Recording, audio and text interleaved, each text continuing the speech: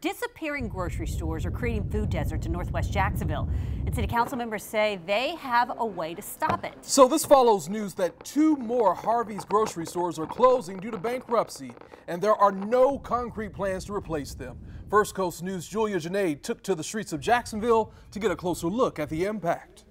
That's right, Anthony. Take a look at this map. If you live in the northwest quadrant of Jacksonville, neighborhoods like Osceola Forest or Riverview, right now your nearest major grocery stores are here. But once those 2 Harveys disappear, this map will look a lot different. And community members and leaders are frustrated at what's happening.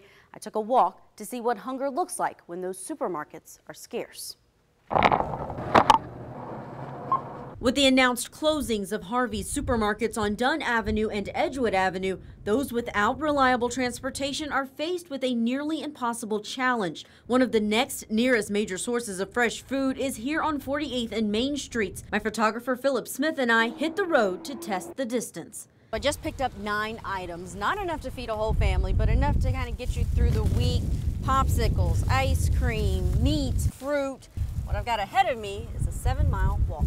My initial reaction is, why are they closing? What is wrong with this community that makes a grocery store decide that they don't want to serve that community anymore? Neighbors here like Murphy Maisie still baffled by the growing space between food and populated communities. It appears as if the community itself is being deserted. People need food. It's clear from my trip, fresh or frozen groceries just aren't built for miles of walking. Oh gosh, rip bag, and some of this is dripping, completely soggy. I don't know if that's something edible. It's with this in mind that city council people like Reginald Brown are pushing for economic investment in the area. Help.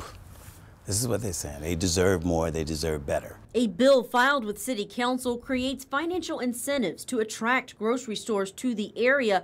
It could be voted on in committee as early as next week. This is not the time to be quiet. This is the time to come downtown and let's talk to all 19 council members. Let's talk to the mayor. Filling some of those gaps are convenience stores, but community fitness instructor Clark Sharp worries poor nutrition will become too convenient. Preventive measures, which starts with eating. I mean, that's where it starts.